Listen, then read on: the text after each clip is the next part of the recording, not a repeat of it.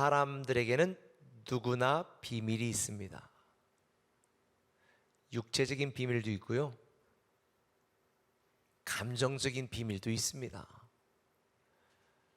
남들에게 말하면 안 돼서 혼자 좋아하는 감정을 갖고 살아가는 분들도 있을 거고요, 육체적으로 남들이 알지 못하는 곳에 뭐 점이 있거나 이래서 쑥스러운 분들도 있을 것이고, 또 신체적인 핸디캡이나 아니면 어떤 자랑할 만한 그런 비밀이 있을 겁니다. 그런데 이 비밀이라는 단어는 영어로 두 가지가 있어요. 첫 번째는 secret인데요, 이 secret이라는 단어는 아무것도 모르는 상태의 비밀을 말합니다. 아무것도 모르는 정말 비밀이죠. A secret, 감춰진 거. 근데 또 하나의 비밀이라는 단어가 있습니다. 미스테리입니다. 미스테리. 이 미스테리라고 하는 이 단어는 보긴 보았어, 알긴 알아, 그런데 너무 신비로워가지고 믿지를 못하겠는 거예요. 그래서 미스테리라는 단어도 비밀입니다. 그런데 오늘 본문에 보면 사도 바울이 그렇게 말하잖아요. 보라, 내가 너에게 비밀을 말하노니 라고 말할 때에 이 비밀이라는 단어는 헬라어로 미스테리온인데, 이 미스테리온이라는 단어에서 영어 미스테리가 파생되었습니다. 저와 여러분, 우리 모든 그리스도인들은 다 비밀을 갖고 있습니다. 미스테리한 비밀을 갖고 있습니다. 근데 그 비밀은요, 이미 공개된 비밀이고 성령님을 통하여 증거된 비밀들입니다. 모든 그리스도인들이 갖고 있는 이 미스테리한 비밀의 실체가 뭔지 아세요? 십자가 은혜와 예수 그리스도의 부활입니다. 우리는 알아요, 들었어요. 근데 믿어지지가 않아요. 너무 미스테리해서. 그래서 바울은 이것이 그리스도인들에게 비밀이다 라고 이야기하는 것입니다. 오늘 본문에 등장하는 고린도 교인들 중에 일부는 예수를 믿고 교회를 다니지만 예수님의 부활에 대하여 의심하고 미심쩍어 잘 믿지 못하는 성도들이 있었습니다. 그래서 그들에게 말하는 거예요. 보라, 내가 너에게 비밀을 말하노니 우리가 다 잠잘 것이 아니요 마지막 나팔에 순식간에 호련히 다 변화되리니 나팔 소리가 나매 죽은 자들이 썩지 아니할 것으로 다시 살아나고 우리도 변화되리라. 우리는 썩지 아니할 것으로 다시 살아나고 육의 형체는 있고 우리가 서로 알아보지만 시공간을 초월한 예수님이 부활한 모습처럼 영적인 존재로 그 형체로 살아나 영원히 산다는 거예요. 이게 우리가 갖고 있는 비밀입니다. 세상 사람들은 믿지 못해요. 미스테리하니까. 근데 우리는 이것을 확신하는 거예요. 이 땅에는 모든 생명체, 식물, 동물은 다 죽습니다. 그러나 지난주 말한 것처럼 복음의 핵심인 예수 그리스도를 구주로 믿고 복음의 근거인 예수님의 부활을 믿으면 우리는 죄와 사망을 이기고 예수님처럼 다시 부활하여 부활의 형체로 영원히 살게 되니, 이 믿음을 가진 자는 이 땅을 사는 동안도 분명히 믿지 않는 자와 다른 인생을 살아가게 되어 있는 줄 믿으시면 아멘.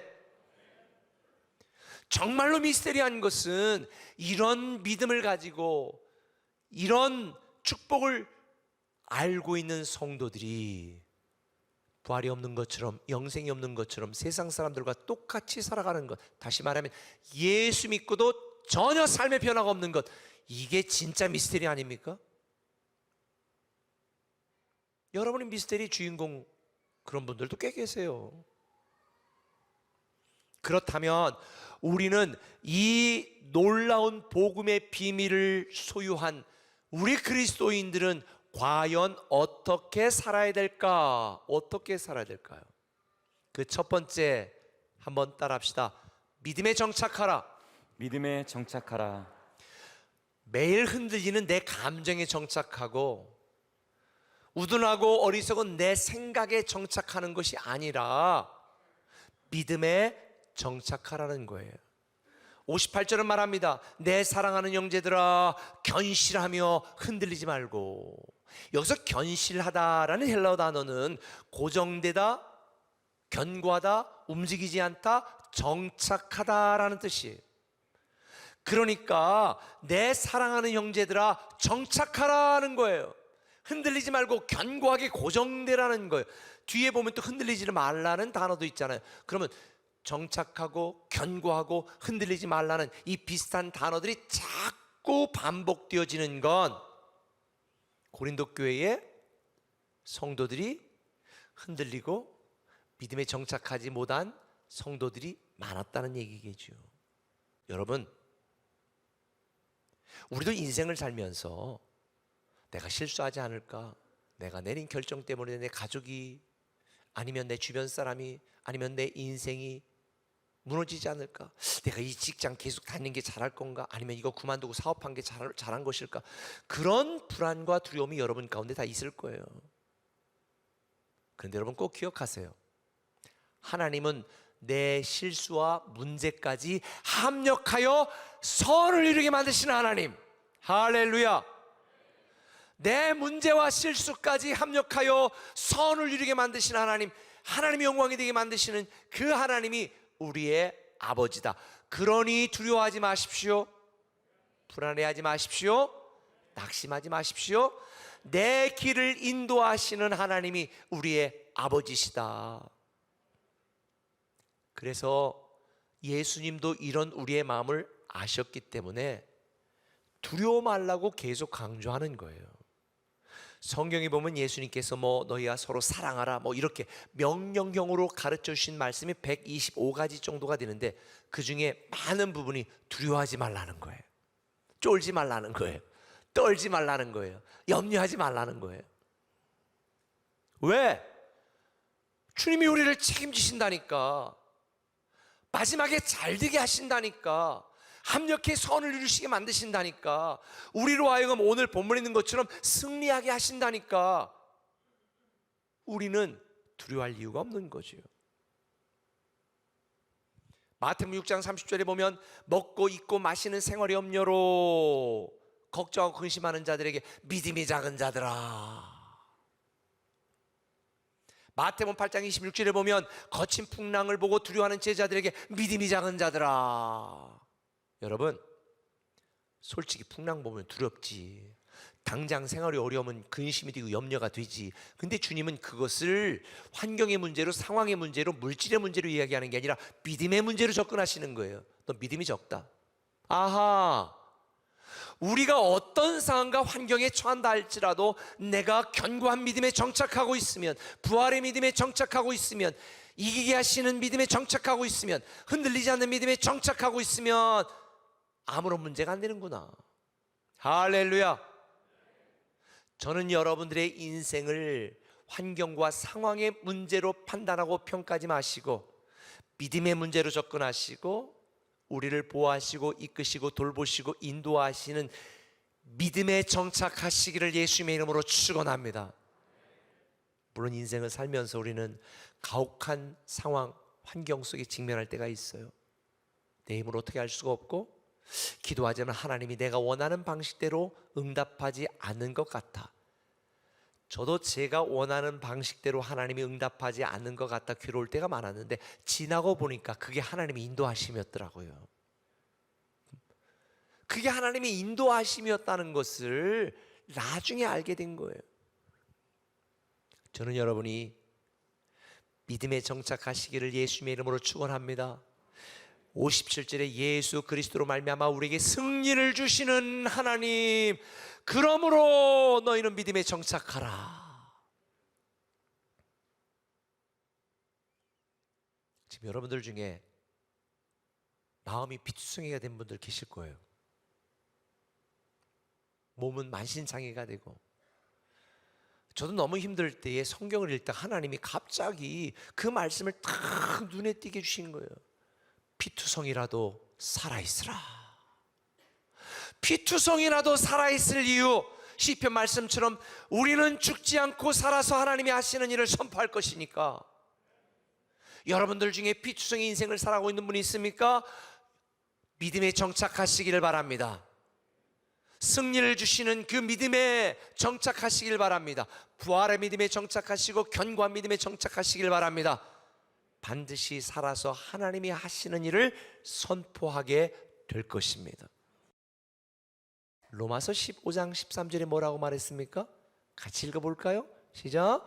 소망의 하나님이 모든 기쁨과 평강을 믿음 안에서 너희에게 충만하게 하사 성령의 능력으로 소망이 넘치게 하시기를 원하노라. 모든 기쁨과 평강이 어디 안에서? 어디 안에서? 얘기 좀 해봐요. 어디 안에서? 믿음 안에서. 여러분이 원하는 모든 기쁨과 평안은 믿음 안에서, 믿음 안에서. 성령의 능력도 믿음 안에서, 소망도 믿음 안에서. 그래서 우리는 믿음에 정착해야 되는 거예요. 저는 여러분이 믿음에 정착하여 복음의 비밀을 누리는 여러분이 되시기를 예수님의 이름으로 축원합니다. 한 걸음 더 나가서 주의 일에 충성하라는 거예요.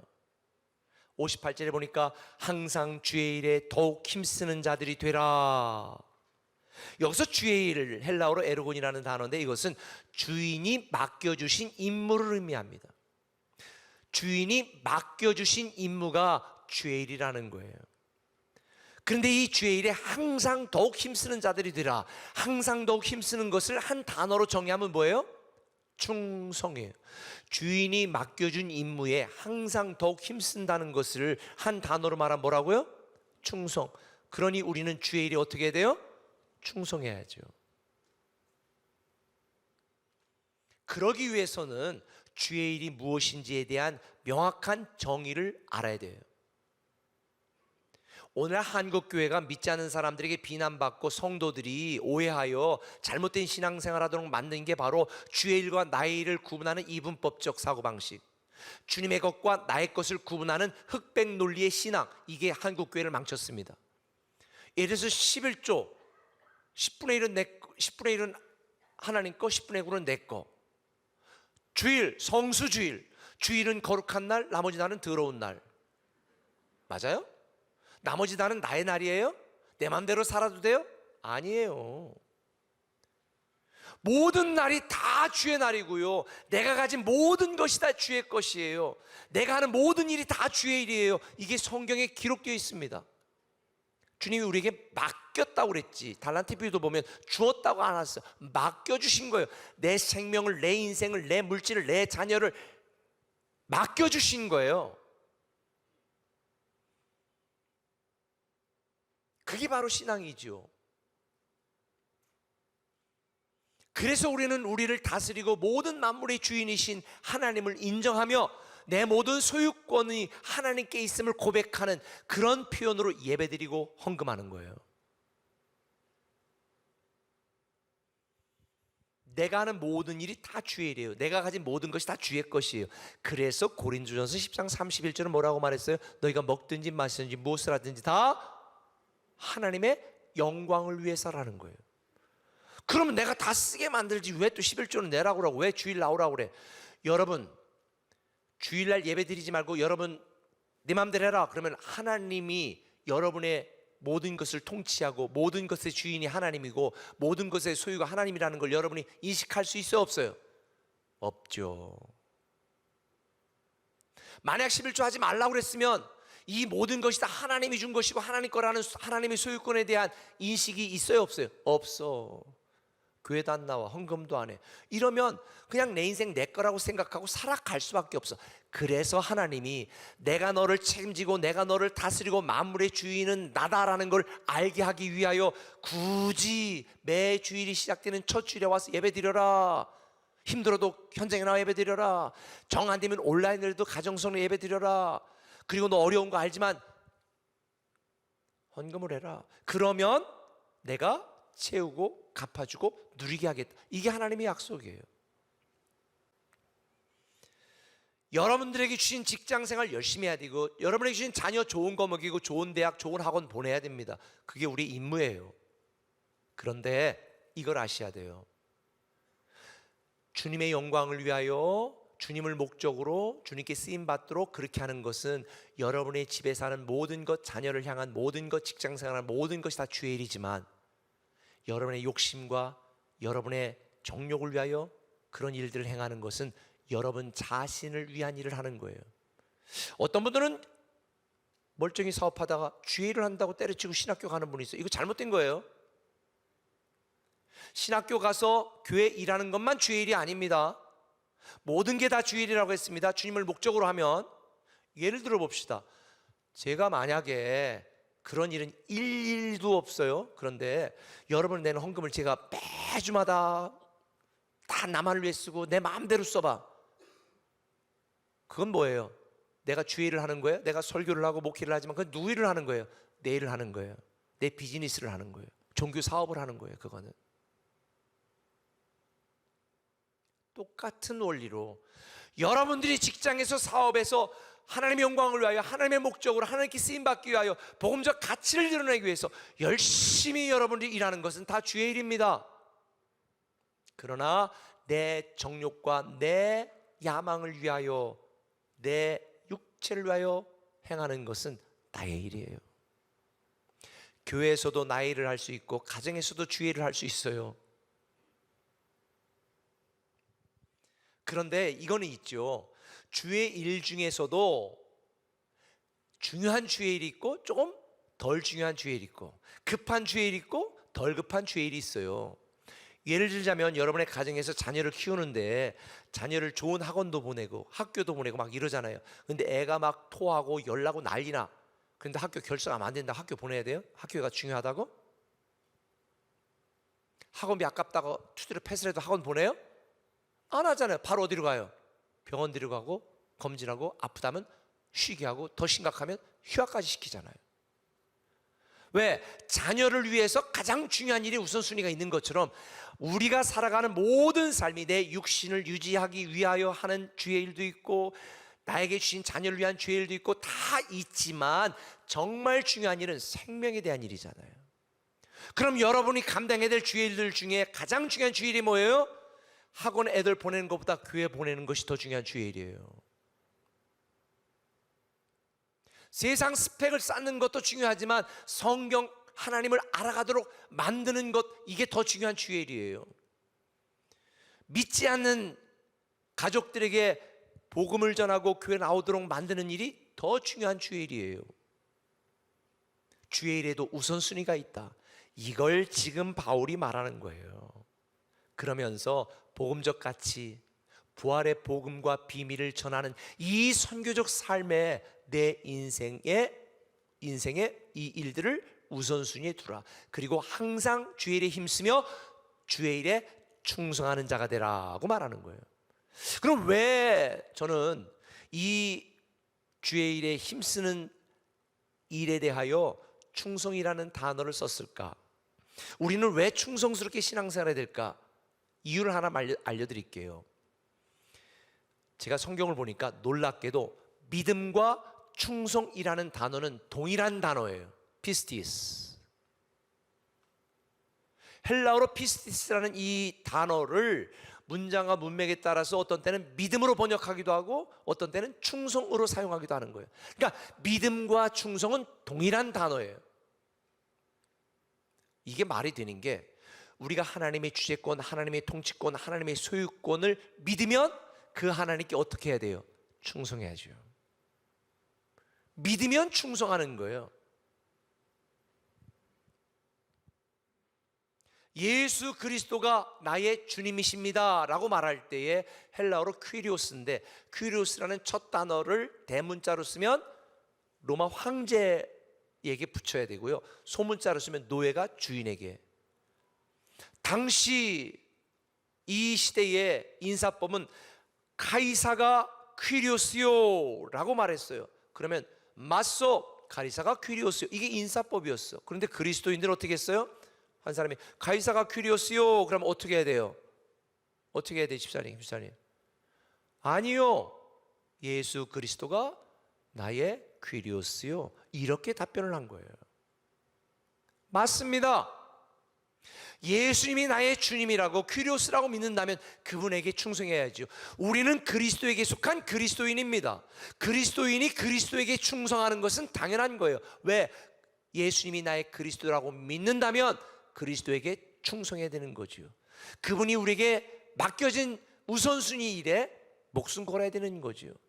마태복음 28장 19절 마지막 가면서 우리에게 가장 중요한 주의 일을 맡겨주셨어요. 뭐죠? 모든 민족을 제자 삼는 거예요. 너희는 가서 모든 민족을 제자로 삼아라, 이렇게 말했잖아요. 우리가 해야 될 주의 일이 많습니다. 그런데 가장 중요한 주의 일은요, 선교적 삶을 사는 거예요. 복음을 전하는 거예요. 복음적 가치를 드러내는 거예요. 저는 우리 꿈의 교회가 이 복음적 가치를 드러내고 이 생명의 비밀을 사람들에게 전하는 일에 가장 최우선순위를 두는 저와 여러분 되기를 예수님의 이름으로 부탁을 드립니다. 그래서 사도 바울은 고린도 교회에 대해 이렇게 말했어요. 고린도전서 4장 1절에 우리는 하나님의 비밀을 맡은 자로 여길지어다. 우리 그렇게 무시하면 안 돼. 우리는 하나님의 비밀을 맡은 자다. 그리고 맡은 자들에게 구할 것은 충성이다. 근데 요즘 끝까지 충성은 고사하고 이리저리 요동치는 사람들을 참 많이 봅니다. 이런 사람들은 바람에 나는 겨와 같은 거예요. 저는 우리 꿈의 교회 성도들은 흔들리지 않고 요동치지 않는 주의 일에 충성하는 여러분이 되었으면 좋겠습니다. 제가 성경을 연구해 보니까요, 하나님이 쓰신 사람들을 왜 썼는가, 저도 쓰임받고 우리 성도들도 쓰임받기를 원해서 연구를 해보니까 한 단어로 요약이 되더라고요. 하나님은 충성된 사람들을 썼어요. 자, 민수기 12장 7절에 보면 하나님이 모세를 택한 이유를 말합니다. 내 종 모세와는 그렇지 아니하니 그는 내 온 집에 충성함이라. 모세는 하나님께 충성했다. 여호수아 14장 8절에 보니까 나와 함께 올라갔던 내 백성 내 형제들은 백성의 간담을 높게 하였으나 나는 내 하나님 여호와께 충성하였으므로 10명의 정탐꾼이 우리는 메뚜기다 못 간다 막 이랬을 때 이 여호수아는 뭐라고 말했어요? 가자, 그들은 우리 밥이라. 하나님이 말씀하셨으니 우리는 넉넉히 그 땅을 취하리라. 여호와께 충성한 여호수아를 하나님은 사용하셨어. 아니, 아브라함이 내가 볼 땐 참 찌질한 경우도 참 많은데 어떻게 그를 복의 근원으로 사용하셨는가? 느헤미야 선지자는 9장 8절에 이렇게 말합니다. 그의 마음이 주 앞에서 충성됨을 보시고, 충성됨을 보신 거예요. 바울도 하나님이 그의 충성됨을 보시고, 여러분 하나님께 쓰임받기를 원한다면 충성하셔야 돼요. 여러분 자녀가 주의 일에 놀랍게 쓰임받기 원한다면 자녀가 하나님께 충성하도록 가르쳐야 돼요. 하나님은 하나님께 이렇게 충성한 사람들을 절대 버리거나 외면하거나 잊지 않으신다. 마태복음 25장에 뭐라고 말했어요? 착하고 충성된 종아, 내가 작은 일에 충성하였으니 내게 큰 것을 맡기리라. 요한계시록은 뭐라고 말합니까? 죽도록 충성하라. 내가 너에게 생명의 면류관을 주리라. 저도 충성하는 사람을 좋아합니다. 사실 우리는 연약한 사람이기 때문에 고난이 오면 두렵습니다. 알아주지 않으면 슬픕니다. 조금만 괴롭고 답답한 상황이 오면 두렵고 낙심됩니다. 그러나 저와 여러분 우리 모두는 세상 사람들이 알고도 믿지 못하는 미스테리한 이 놀라운 복음의 비밀을 소유했습니다. 죄와 사망을 이기고 부활에 영생하는 이 생명의 비밀을 소유한 자입니다. 이겨놓은 싸움을 싸우고 있습니다. 영원한 승리가 보장된 자들입니다. 이 비밀을 소유한 그리스도인답게 우리는 살아가야 됩니다. 이 부활의 믿음에 정착하십시오. 견고한 믿음에 정착하십시오. 흔들리지 않는 믿음에 정착하십시오. 그리고 우리의 일상에 하나님이 우리에게 맡겨주신 임무, 우리의 인생, 우리의 삶, 주의 일에 충성하는 저와 여러분이 된다면 절대 후회하지 않는 인생, 그리고 잘했다, 착하고 충성된 종이라는 칭찬을 듣게 될 줄 믿습니다.